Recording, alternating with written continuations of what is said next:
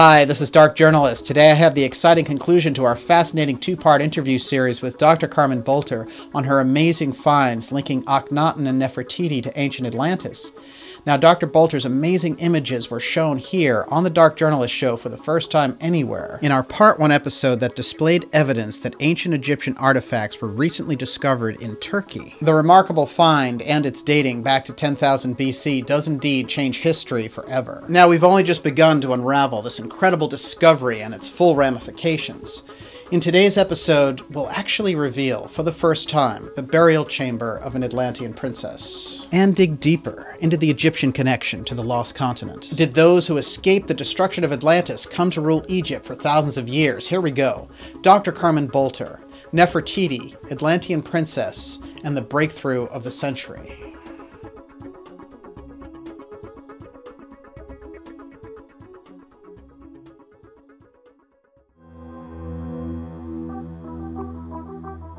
The mainstream media is never going to admit it. And there are places in the world that have Egyptian artifacts, as we see now in Turkey, because the statues are there, but they're older and they would have been inherited. So were they emulating them? Were they beings from before? If they knew how to live better and more creatively in the distant past, we're in a crisis of values. We don't value balance and psychicness and that sort of thing. We ridicule it. You know, sometimes it seems that the resistance to new evidence that changes history forever has to do with entrenched power in different institutions clinging to a version of the past that they've learned to benefit from for hundreds of years. The manipulation of mass consciousness to maintain the status quo may have an even deeper and nefarious purpose, however. If it were discovered that an advanced ancient culture did possess high spirituality and high technology, it may cast a dim light on the kind of corrupt leadership that we see around the globe today. If we are heirs to a higher civilization that has been suppressed by institutional control of our past, what are the implications for the massive shift in consciousness that will occur as a result of a discovery of this magnitude? Let's go ask Dr. Carmen Boulter.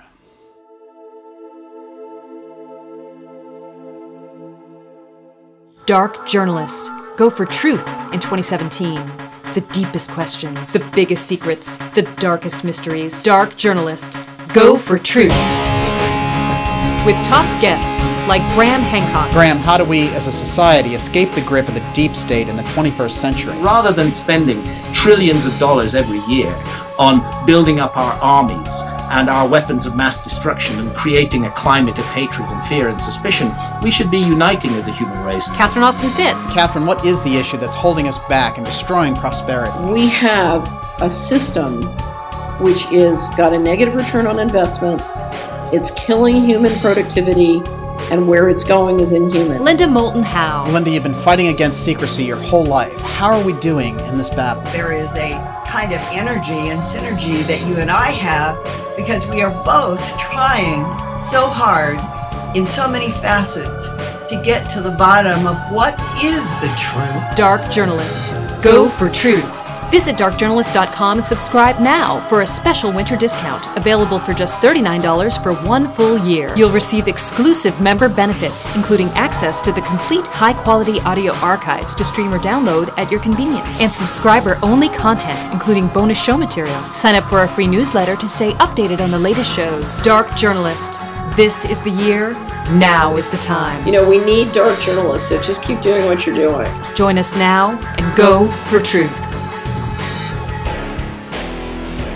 Well, hello everyone. Today is the day we get to see even more of Carmen's explosive discoveries that will change ancient history forever as we know it. Now, of course, in part 1 we showed some of the outstanding images from this mountain enclosure of ancient Egyptian relics. The response so far has been overwhelming, and if I haven't been able to return all of your emails, thanks for hanging in there, because I'm really going to try. Now, that was the first time these images that Carmen is revealing to the public were ever shown, and today, another first. Images of the archaeological dig that shows an Atlantean princess. It is happening here, and it's happening now. Quick reminder to sign up for the Dark Journalist newsletter at darkjournalist.com so you don't miss any of the exciting shows that we have coming up for you. Carmen, it's great to have you back for part 2 of our deep discussion on these groundbreaking Akhenaten and Nefertiti revelations. Now, we're going to be showing a lot more of this discovery and the compelling images from the dig in this part 2 episode. But before we do, I want to ask you about the Pharaoh Akhenaten and Queen Nefertiti. They are no doubt special figures in ancient history, if only for the sheer changes that they wrought on ancient Egypt and our civilization at the time. But I want to go a little bit deeper here, especially with all these Atlantis connections coming up, and ask you, are we looking at more than just extraordinary people here? You know, is it possible, in your opinion, that Akhenaten and Nefertiti were not really of human lineage, and that there's something about them that's just beyond our understanding? Yeah. I think that it's hard to talk about this in terms of them being a different race, if you will. But if you look at those big statues they have in the National Museum, it's almost like they got 2 belly buttons, you know, they distended bellies and all that stuff. Mm-hmm. And again, the distended skulls. And so because of this date coming up, and as we mentioned, the carbon-14 makes everything look younger, and this date's coming up at 11,500 years ago, it could be that I don't know, I'm just wrestling with this in my own head, because the statues are there, but they're older and they would have been inherited. So were they emulating them? Were they beings from before? You know, mm-hmm. Like I mean, that opens up another layer of how we've been told the wrong thing about that period.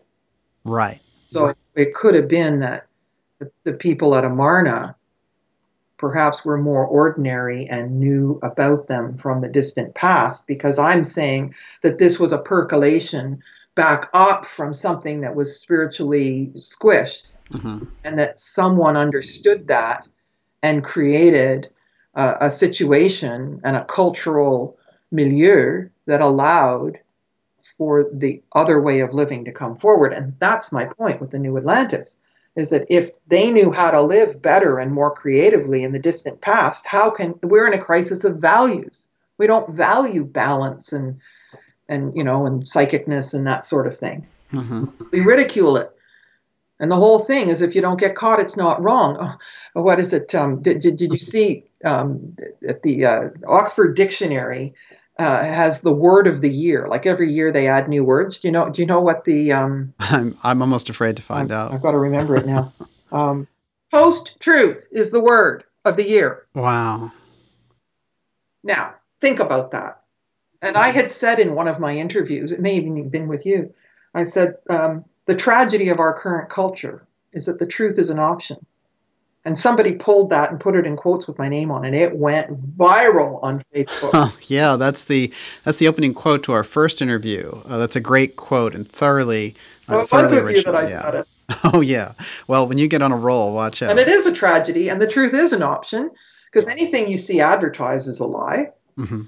You know, it just goes on and on and on and on. And we're so used to being lied to. Right.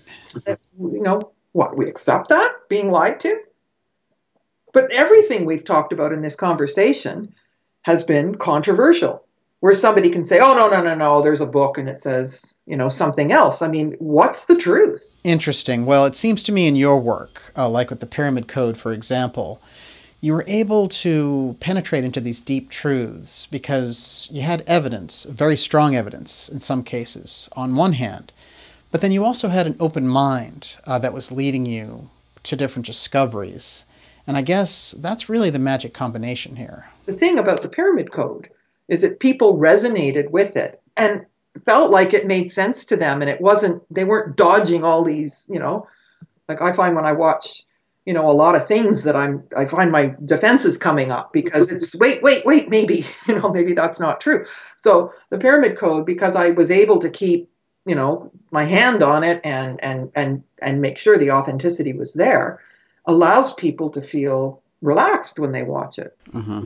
And then they have to write to me and tell me all about it, that, oh my God, I just know you're right. I knew that. Well, I've heard a lot of people say that about it as well. Yeah, but the thing is, we haven't actually lost our instincts. And if something is correct, we know it. We can feel it. So what's knowing? And that's what Hakim says in the Pyramid Code. Knowing is a very deep power. That's a great insight. You know, and you can tell if the bird is upset because they're being terrorized by a cat or whatever, or you can tell if they're relaxed. And so sometimes I worry, you know, that we really have lost our way and people don't know how to tell anything anymore, and they're so dumbed down that they're just, oh, well. Right. But in fact, we still are, there's certain groups of us that are truth seekers, and we know when something resonates, and we know when something doesn't. Yes. And that's what we're after here. And again, if it's not good for everybody, it's not good at all. Well, they've shortened the numbers now. You know, I guess there's 8 people who have the wealth of half the globe. Yes, I saw that. Oxfam International came out with that stat, and it's truly remarkable. You know, how did we ever let this happen? It's an important question. 3 billion people have as much money as 8 people. Let's see, is that fair? Wow. Well, you make an excellent point there. And one aspect that you're bringing forward in the New Atlantis documentary that I find absolutely compelling is the work of James Ernest Brown. Now, we are definitely going to have him on the show soon. But his research around the role of electricity in ancient Egyptian ritual is absolutely fascinating. And I really think that as far as, you know, new schools of thought around Egypt, this is one of the most important. And yeah, and look at this. He sent me this. I just noticed it when I went into the Ottoman. This is 16 millimeter footage of Ed Leeds Scallion at Coral Castle. No. Yeah. That's unbelievable. Yes, I had it digitized. Excellent. Now, although everyone probably knows about Ed Leeds Scallion, he created the modern megalith structure called Coral Castle in Florida using mysterious techniques of levitation like the ancient Egyptians did. Now, does the footage show him working? What does it have there? He's not working. He's entertaining. So he's got some guests there. That's a rare find. And James, as a gift for editing the book, he gave me a 3,200-year-old Egyptian cat. Oh, that's so exciting. I can show it to you. It's just okay, yeah, take your time. We got to see this. And I'll take this opportunity to remind everyone to visit darkjournalist.com and sign up for a free newsletter that keeps you up to date on all the new videos that are got it from a farmer that plowed it up in his field. Wow, that is really something. Isn't that amazing? It's bronze, but I can just feel the authenticity in it. Can we see it again? Just amazing. It's got a little hole in its ear, so I'm going to find it a little earring. Fantastic. But it's got character, like you can... Anyway, I'm thrilled. Well, I'm glad you brought up Egyptian cats there because they certainly worship the magic of cats and incorporated them into their spirit rituals. It's as though they understood that cats possess some special properties. But what James will say is that there's something about static electricity that comes off the cat when you rub them, and that was part of their creating electromagnetic energy that they could harness. I absolutely think he's onto something, and I'm very anxious to learn more about the evidence that exists for the use of electricity in ancient Egypt in these rituals. Of course, there are many examples of ritual artwork that really appear to incorporate this into their spirituality. But again, it feels like a legacy with knowledge being passed down, so we're back to this cycle of this older culture handing down this really deep knowledge. But you actually did a very fascinating experiment with Brown, and I think this is very interesting, where he sat on an Egyptian throne to show you how this conductivity worked in these rituals. Now, can you tell us a little bit about it? Well, and then he couldn't wear a lavalier mic into his Faraday cage.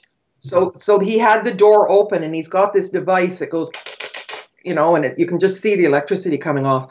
But then the videographer sticks his hand into the door, and I've got footage where you see the spark going across.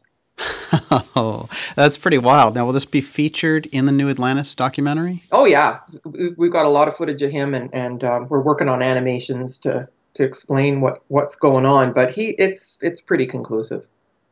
Well, that's amazing. Yeah. And, you know, I think he got into something a lot of researchers missed, which was the use of electricity in ancient Egyptian rituals. Now, certainly there's some research around the use of advanced technology in ancient Egypt and some other kind of wild theories that didn't have the supporting evidence to back it up. Oh.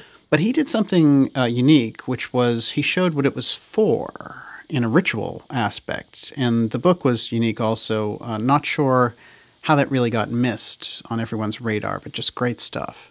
Well, and he's writing another one. Oh, really? Ancient Egypt's electrical power and gas generating system. Oh, that looks interesting. So he's even looking at the Serapeum and how there's a salt-encrusted stuff on the ceiling, and how he thinks that they were making hydrogen gas and storing it in there. Not the Hypogeum, the Serapeum, yeah. You know, what's fascinating is that there was a fantastic book on it about a decade ago about the Giza power plant. Yeah, that's Chris Dunn. How did you feel about that? Oh, yeah, I liked it a lot, and I know Chris. Yeah, the thing is that, okay, I think that our propensity for the one right answer hypothesis, which is what school does to us, A, B, C, D, pick one thing. And what we don't tend to embrace is the idea that everything's multidimensional in Egypt, multi-purpose, multifaceted, and then over huge periods of time, it would have been used for different purposes. So I think that's right, and it explains why there's no decorations or anything inside the Great Pyramid. And like you wouldn't put art inside your oven, right, or in your drain, kind of thing. And so it does stand to reason that it would have been like a machine, but also the high-level initiates would have used it for out-of-body experiences to practice having control of leaving the body and coming back, so they understood what would happen when they dropped the earthly body. Mm-hmm. You know, but I think that the power idea definitely works.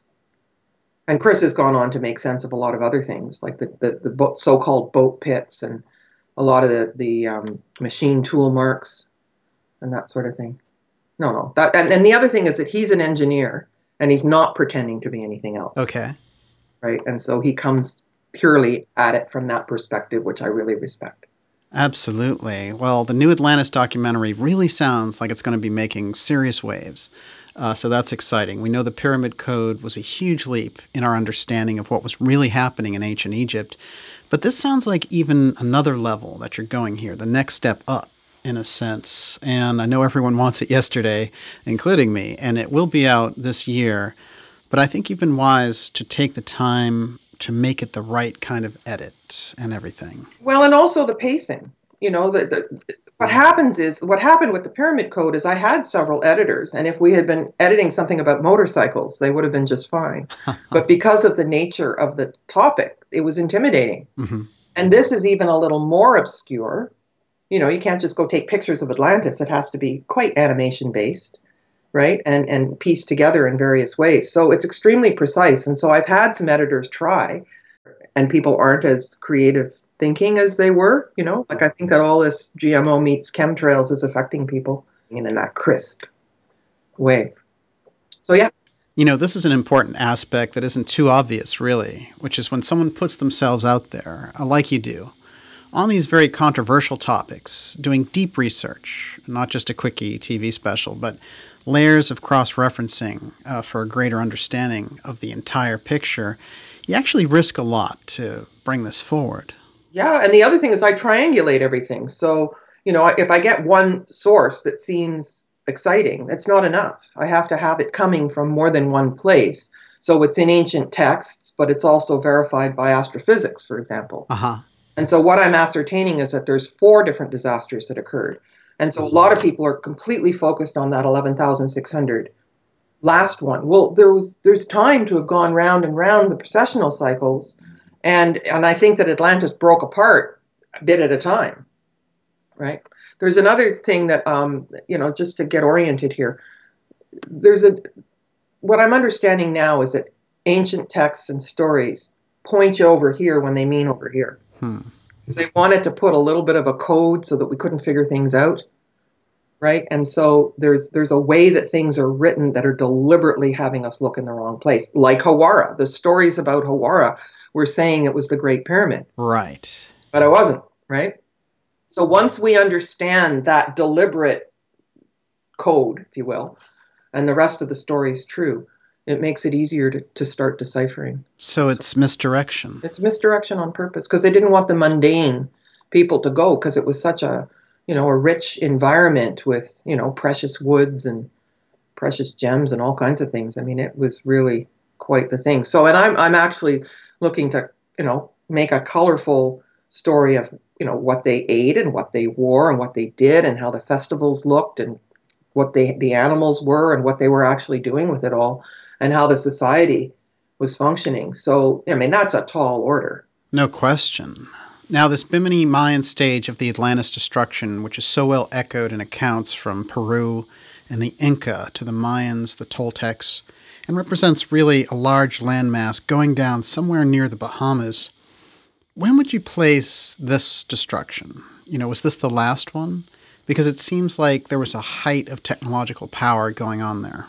Well, I think it was a worldwide seafaring culture. And it used to be in the old days that it was one world ocean and the whole of everything that's connected, like water is connected, Pacific and Indian Ocean, everything's all connected. They called the whole thing the Atlantic Ocean. And I think that after one of the disasters, there was a colonization of the planet. So all of the places that have been a candidate for Atlantis, Crete and, like you say, Bimini and High Altiplano in South America and all of these different places must have had some kind of colonization, but it wouldn't have been Grand Central where Atlantis started. I see. But the other thing is that these pyramids that we're finding all over the world now are like the Bosnian pyramid that are covered with a certain amount of silt, and then the trees have grown and the trees aren't all the same height. So it's hard to get that sense of that's straight-sided, even though if you excavate, you'll see that it is a geopolymer, likely. And but that's because it was pre-Diluvian. And so then the flood left the silt that allowed the trees to grow, and so it looks kind of, like a misshapen pyramid structure. But they're all over the world, all over the place. There's 240 in China alone. That's incredible. And I found 45 of them on Google Earth and plotted them. It is incredible. Dr. Sam's up to 80,000 pyramids in the world, and most of them are covered up and unidentified. But with this geoscans, which is just happening this week, I talked to them the day before I went down to Boulder.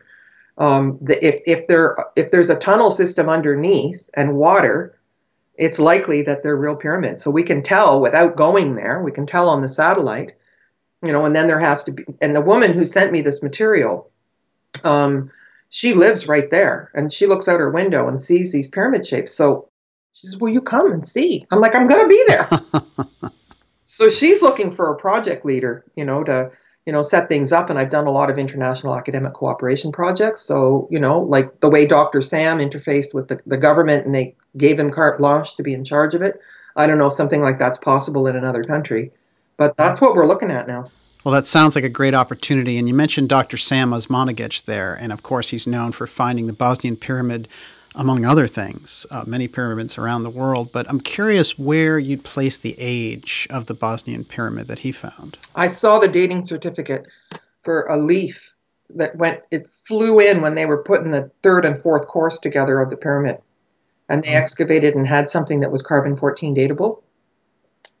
38,000 years. Unbelievable. It is unbelievable. But that's what's happening.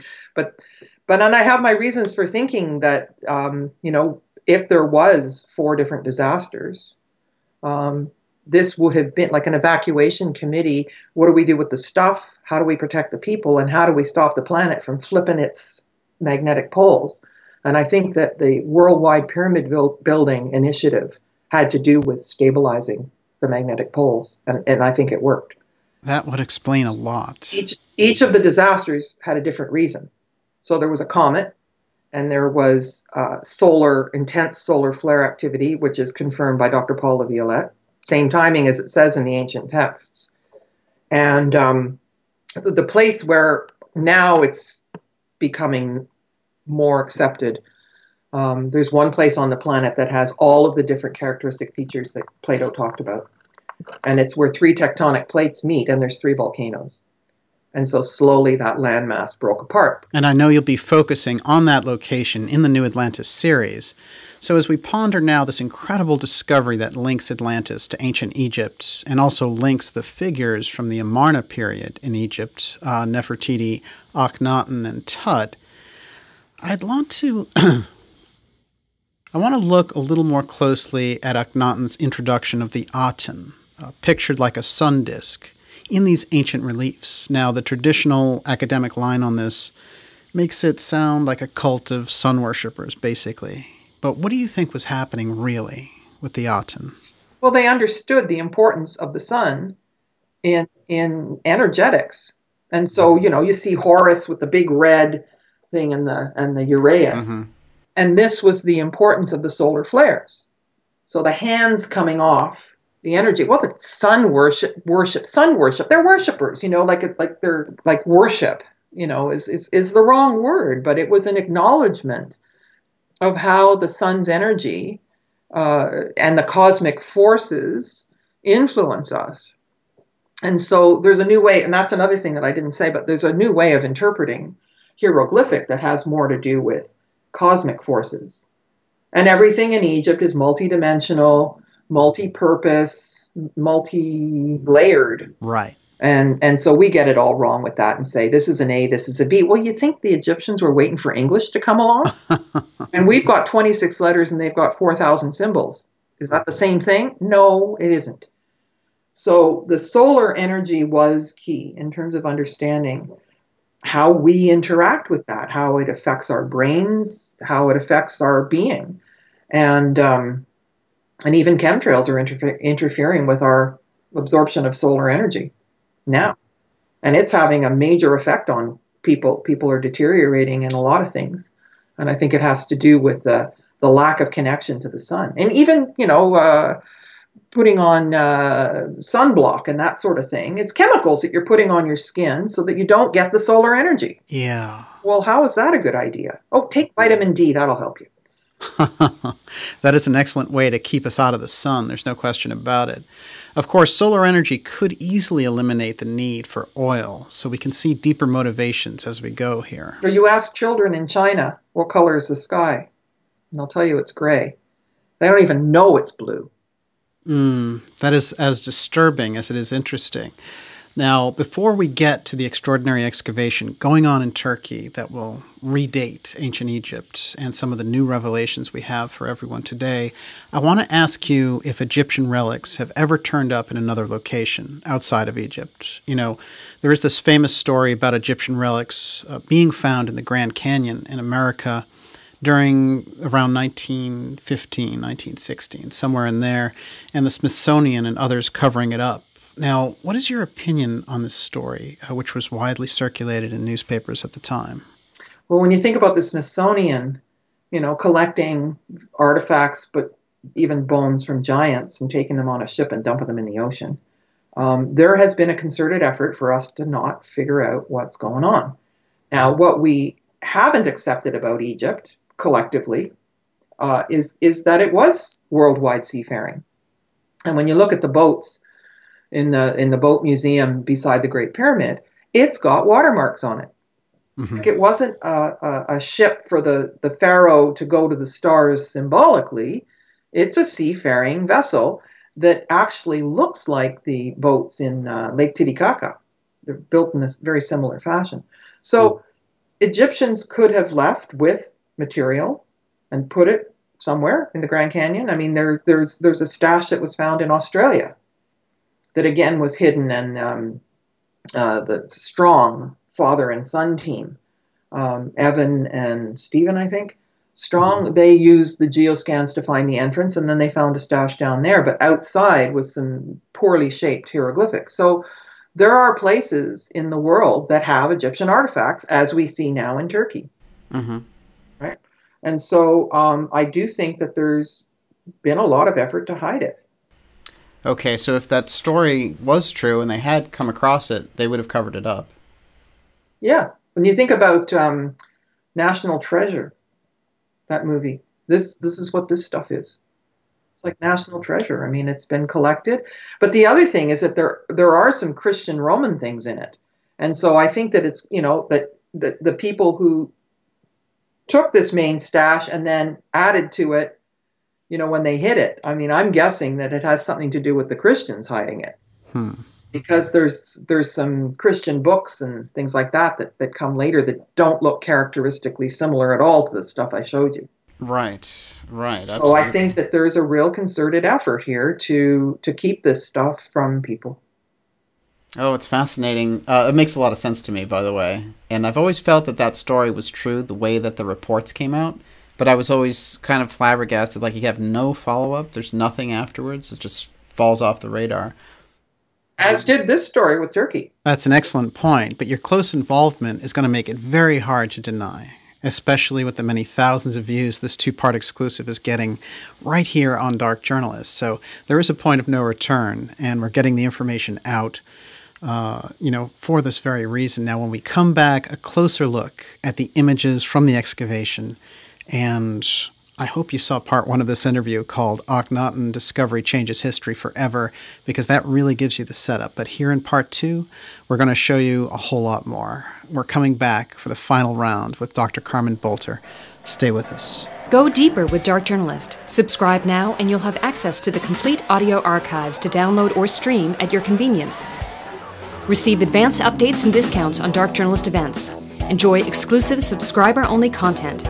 Go deeper with Dark Journalist. Visit darkjournalist.com and subscribe now for a special winter discount, available for just $39 for 1 full year. Dark Journalist. The truth is never easy.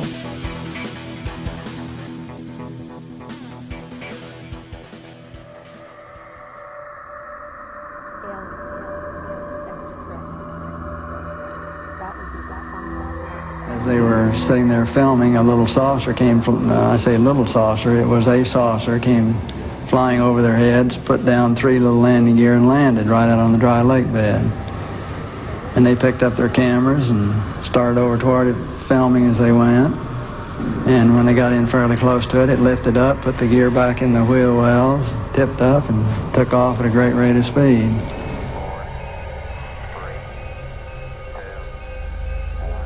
Dark Journalist will go there. What are the implications for the massive shift in consciousness that will occur as a result of a discovery of this magnitude? Let's go ask Dr. Carmen Boulter. Hidden technology. So in other words, the possibility exists that you have here a machine that is manipulating magnetic fields on a planetary scale that has nothing to do with particle physics. The black budget. But there's no such thing as getting away from the corruption, because it is literally, it is now integrated into every economy in the globe. Geoengineering. I'm talking about right down to the DNA level. Imagine that you have now put microprocessors and sensors, along with everything else, into every human body. For more deep interviews, special reports, and documentaries, visit darkjournalist.com today. Dark Journalist. The truth is never easy. And we are back. This is Dark Journalist, and I'm speaking with Dr. Carmen Boulter, whose new documentary series, The New Atlantis, is poised to go one step further than her highly successful and insightful Netflix documentary series, The Pyramid Code. Now, Dr. Boulter made history in her previous appearance on this show by showing us exclusive images of an excavation in Turkey that she's been closely involved with and advising. The radical redating of ancient Egypt is at stake, as is the link to Atlantis. And finally, and perhaps most significant of all, the links of Atlantis to the Pharaoh Akhenaten and Queen Nefertiti. Now, this is history-making material, and we're going to show you more today, including an Atlantean Princess and other things associated with this dig. Now, before we go to the earth-shattering images, I want to ask you, Carmen, how you think the world of archaeology will respond to your revelations. You know, we saw what the media did, along with the core of the academic world, to Robert Schoch and Robert Bivol when they redated the Sphinx with strong evidence, trying to limit their progress and get in their way. Now, how do you think the culture will react to this amazing find? You know, will they accept this new history? Well, yeah, I think so. And I'm not, but the mainstream media is never going to admit it. But there's loads of things that have misled us so that we can't figure it out. And carbon-14 dating is one of them, because it makes everything look younger than it is, and it's easily contaminated.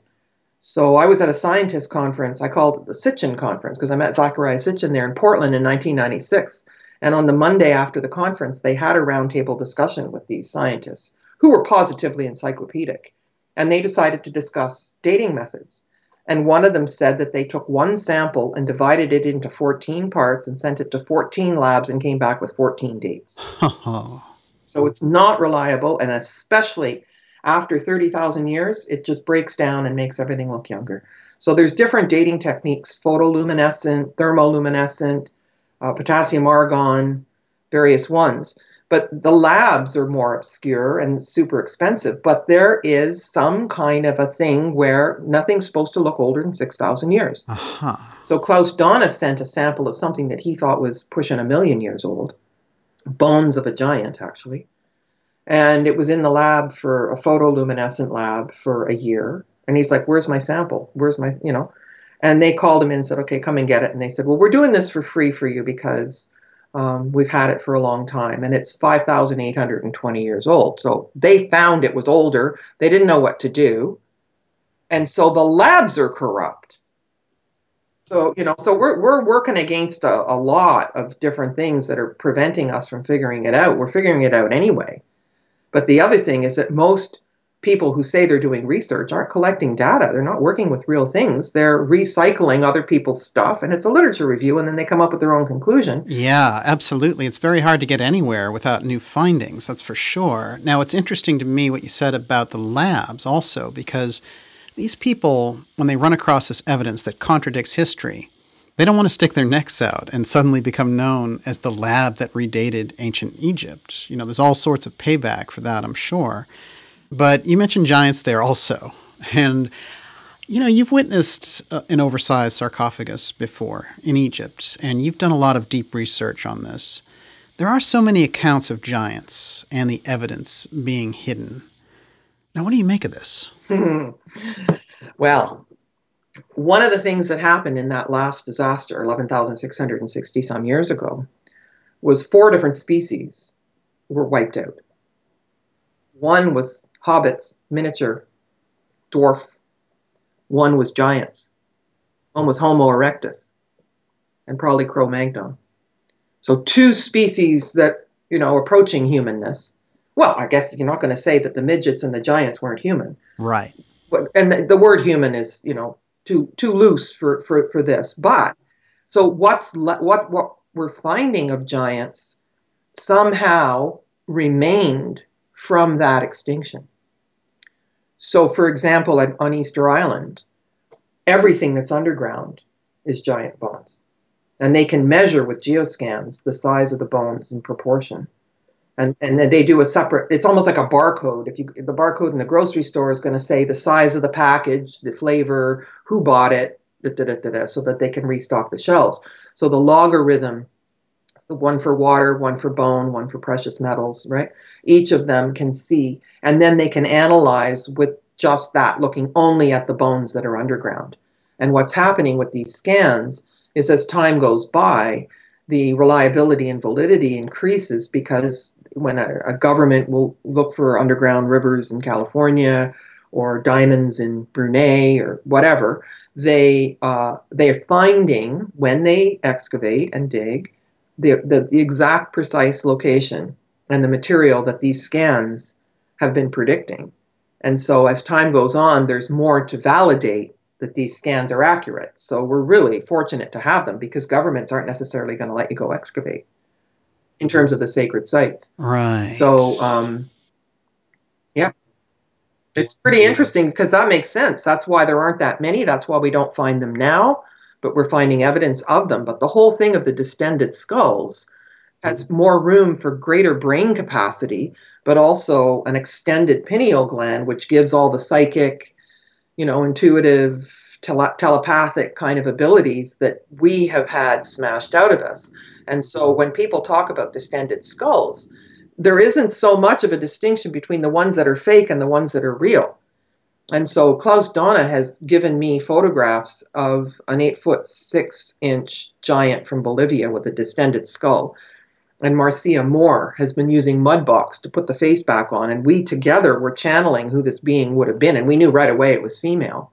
And that's part of the new Atlantis. She's working on the eyes now. Oh, it sounds intriguing. But she came up here to Vancouver Island because there's evidence of distended skulls in the native Indians here. And I saw the pictures of them. So, and they weren't from binding, but what would happen, because these beings had magic, if you will, when the next generations came along and they weren't distended, they started to bind the heads. But you can see the marks of whatever they were using to bind it.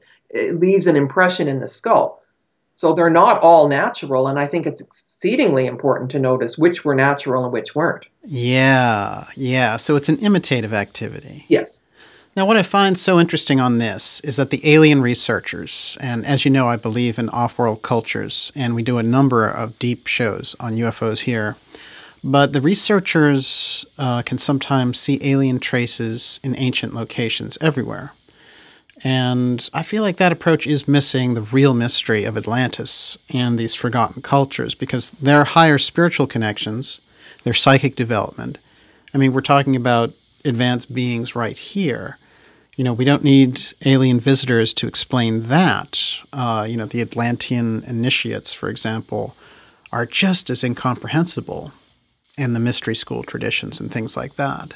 Well, advanced being, and the thing is, okay, this is me talking now, not copying it from anybody, Okay. but we're all in our cars, on our bicycles, and our scooters, okay, and we make up that they're going to have vehicles, so then they're ETE in their ships, and they come in their ships. But actually, they can shapeshift. They can, you know, what's channeling? You know, another being comes in and borrows the body for a while and trance channels, conscious channels. They don't need the vehicle. A vehicle can be a body as well. So we get all caught up in that. But again, this one right answer hypothesis, you know, Anunnaki, Anunnaki, Anunnaki, but it doesn't explain anything. It doesn't tell you when or who or how or what they did or what the Anunnaki, you know, aliens and you know, virus, aliens, anything, aliens. It's too easy. And that's what we're looking for, the answer to give the teacher so that we pass the test. Uh-huh. Now, the other thing is it turns people into repeaters, if you will. Oh, yeah. The parrots. And so when people are talking about the politics in the States, you know, like I'm listening through what they're saying, you know, to how, and I'm going, oh, they watch CNN. They watch Fox. They listen to Alex Jones. And people, you know, take the story in that they hear and repeat it. But they're not processing it. And so, and school has damaged us all. And so, you know, to come up with something original and to trace how it would have worked and to demonstrate why you could be right. And that's what I keep saying, triangulation. So I start out with all these different storylines. But if I can't support it in more than one way, in more than one discipline, I drop it. Uh-huh. But along the way, new ones come up, right? Yes, no question. And you make a good point here, which is there can be a lot of planned and organic distortion when we go outside of the normal channels of thinking. Some things are so clearly engineered to discredit the alternative research space, like the flat earth meme, for example. And I could name, you know, many of, I could just sit here and give you a list all day, but they seem to be designed to take the alternative branch of investigation out of the picture completely. Well, sure. And that's the no more fake news. But I mean, they're making up stories all day, every day. Yeah, right. And I think that most investigative journalists who worked in the field when, you know, Reuters and Associated and they narrowed it down to 5 or 6 different corporations, you're not investigating anymore. You're getting the story and repeating it. So you were a journalist before? Oh, yes. Right. So you're a perfect example of starting your own show and continuing to investigate and finding the truth and looking around corners. And then that's, to me, that's the real news. Definitely. And, you know, the little ticker tape goes across and they have to say who did it and when, and then the case is closed, and whether they're right or not, they find somebody to accuse. That's not news. I couldn't agree with you more. And one of the biggest reasons I do what I do is that the corporate media simply doesn't tell the truth. So speaking of the truth, we have a selection of images set up now from this historic excavation in Turkey of Egyptian artifacts. And my last question before we get started is this, and it's regarding Atlantis, but in all your research, Carmen, what is the link in our everyday lives? You know, what activity can we point to and say, this is a direct descendant of the days of Atlantis? What would that be? You got good questions. Thank you. Okay, I'm going to say it. Cirque du Soleil. Aha. Acrobats. All the stuff they do, magic tricks. Think about Crete and the being doing a handstand on the back of a bull. acrobats with animals, telepathy with animals. So they had horses, they had whales, they had dolphins. So they would do this. The horses would have no bridle, no saddle, and they would telepathically, get them to do things, lay their head down in the lap, that kind of thing. And instead of using a whip, they were using a wand, right? And so rhythmic gymnastics with hula hoops and the ribbons, Yeah. right? And most recent thing, and it's interesting because it's like, why do I keep thinking that figure skating has something to do with Atlantis? Because to me, they're riding these waves, right? And that when they're really tuned in, they're channeling something and they're spinning around this energy. So I saw this gala thing where there was a hula hoop, a metal ring that was suspended on cloth. And this woman was figure skating, and then she'd go and wrap herself into the hula hoop, if you will. And then the hoop went up, and then it came back down and dropped her down, and she kept skating. And I thought, that's Atlantean. But how would they have done that if it was tropical and the real place of Atlantis was on the equator? The rest of the world was in an ice age. They were seafaring. And it just hit me like a ton of bricks. And so all those sorts of things, like musical rides. And so there were 3 kinds of horses that I'm ascertaining that were there: Arabian, Frisian, and Andalusian. And Andalusia. That's where a lot of people think Atlantis is. Of course. And we can keep in mind that the legacy from Atlantis is there for those who want to discover it. So let's do a little discovery right now. First, let's briefly show the initial images we released last week that you gave us to show the public, Carmen. Astonishing. Sarcophagus, highly resembling the one in Tut's tomb. Breathtaking in its detail. And here, the statues of Amenhotep III, Akhenaten, and assorted gods of ancient Egypt. Just staggering in its implication. Initial dating, 10,000 BC. Completely rewrites history. Now let's get into the new ones. But there were some coins.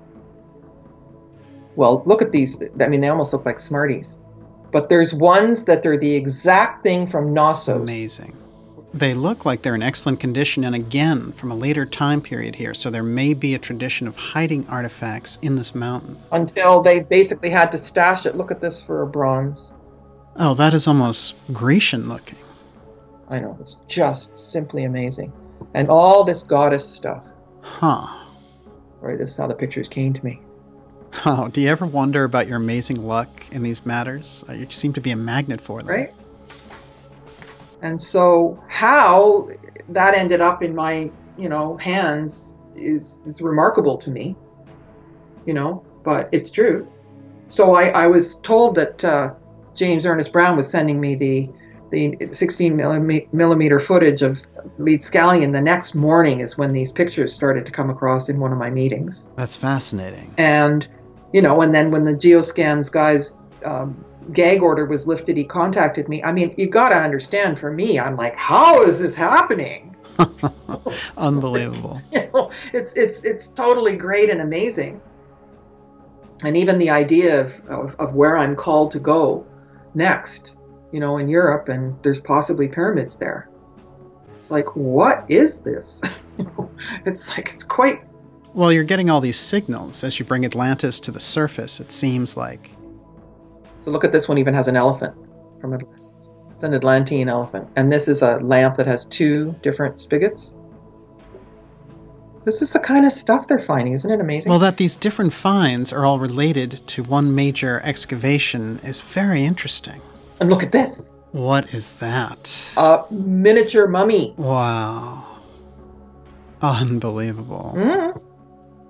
Oh, these are great. These are absolutely stunning. All right, we've saved the best for last. Evidence is pointing to the fact that this represents an Atlantean princess of extreme antiquity. The sarcophagus dating came back 10,000 BC. This could, in fact, be older. Yeah, and let's just keep the conversation going here. This is a wooden life-size statue that must be Thai. So those are jewels inlaid into gold. Oops, same one. Look at the headpiece. Look at this stuff. Isn't that just incredible? Wow. I know, super wow. Okay, so go ahead. What were you We're saying? looking at an Atlantean crown. Yeah, it's a crown that goes with this, and it goes with this outfit. So the jewels, Oh, see okay. the I see. breasts? Maybe not, because she's on her side. But when you see I've seen other ones where it's actually those pants that gather at the ankle. Mm-hmm. And this is a life-size statue. This, from all the data, is an Atlantean princess. Yeah. The fact that she's linked with the Amarna artifacts is suggesting a lineage, perhaps Atlantis to Egypt. That's what it looks like. We're going to need to explore the gap of time from 10,000 BC to 1300 BC and Amarna, and that's Atlantis to Egypt, and who this Atlantean princess was, and the legacy into Egypt. Well, and I always said that there was, that the patriarchal Egypt started in 3113 BC, coinciding with the Mayan calendar. Let's not forget that. And then became increasingly patriarchal and less spiritual. But then in the 18th dynasty, something started to percolate up with Hatshepsut. And there was also something going on with the solar flares that were preventing boys from surviving. And Morris Cotterell talks about that. So fertility was definitely in question, and a lot of the boys were stillborn, which is why they were having trouble finding somebody for the throne. But they were also returning to the Aten instead of the Amun, right? Exactly. And Aten means darkness, and we still say Amen, which I won't say. So, yeah, I think that they were percolating up a memory, and they broke away from and closed the temples because it was corrupt. And on that note, God sent the flood because the Atlanteans were mixing their DNA, animals, and you've seen a human ear growing on the back of a rat now. Right. And so if corruption is causative for a flood, that's not exactly adding up now, because we sure have enough corruption. Absolutely. And I know we're going to have many questions on these incredible artifacts. Yeah. And more research is being done as we speak. But what an incredible collection that will really change our perspective on ancient Egypt and Atlantis forever. Just amazing stuff, Carmen. Now, before we go, tell me about the turn of events with the military crackdown near the site in Turkey. So they were sending me these pictures, and they were getting ready. I said, well, they're not professionally photographed. I mean, can't I come and take pictures? And they said, sure. And then next thing you know, Turkey's closed. Wow. Are you still in contact with these people? Uh-huh. Excellent. That's a major plus. Now, I want to go on the record here and say that this could be the breakthrough find of the century. It looks like that to me. Really. And I'm so glad that you decided to share it with us exclusively here at Dark Journalist. It's very special, and I'm honored we could reveal your work to the world. Now, the difficult part with the military situation means what to the status of the excavation now? They locked the door, and even the wife, the sister of the woman that was doing the internship, haven't even seen it. Oh boy. I have 147 pictures and 9 videos. Now, do you think it is going to, this is really major. It's a crucial find. The artifacts and the fact that you have it, I think, is very important. Now, if the military gets their hands on it, do you think they'll try to remove it from the record? Too late. I got the pictures. Well, you're really a woman who lives her truth, so we can all take heart in that. And I'm impressed with the unseen messages that you get around these situations. Just fascinating. Yeah, well, and I've listened to that. And a lot of times, Spirit, they drag me around. There's no doubt about it. And they often will tell me what to do before they tell me why. So now when Spirit gives me a little bit and then they don't give me any more, I'm expanding my capacity to receive it or something like that. And so now I really respect that. Like if they don't give me the whole story, but most people have no idea what that even means, or, right. To receive some kind of information like that. But look, I've been at it for a long time, and it's fascinating. Totally. I'm living it, and I'm still completely dumbfounded by the whole thing. Well, you're the living proof, and you have incredible insights. And just look at all the discoveries that you've made. It's really fascinating. Carmen, you're making history, and thank you for being here. And let's really keep in touch on this. Okay, please. And by the way, when I go to Egypt, I want to go on one of your tours, because that would be an incredible experience. I can only imagine. Someone's asking for one next year at this time. Sounds excellent. Wrapped around equinox, so maybe we can start booking that. That is amazing. I'd love to have the head start. Thank you again for the amazing insights and discoveries, and we'll talk to you soon. Okay. Thank you. Nice to see you. Take care. Bye. Bye, Carmen. Thank you for joining me for this fascinating Part 2 episode with Dr. Carmen Boulter on Nefertiti, Atlantean Princess, and the breakthrough of the century.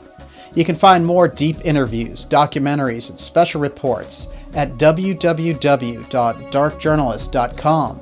You can also subscribe here to our YouTube channel to receive the latest videos. See you soon.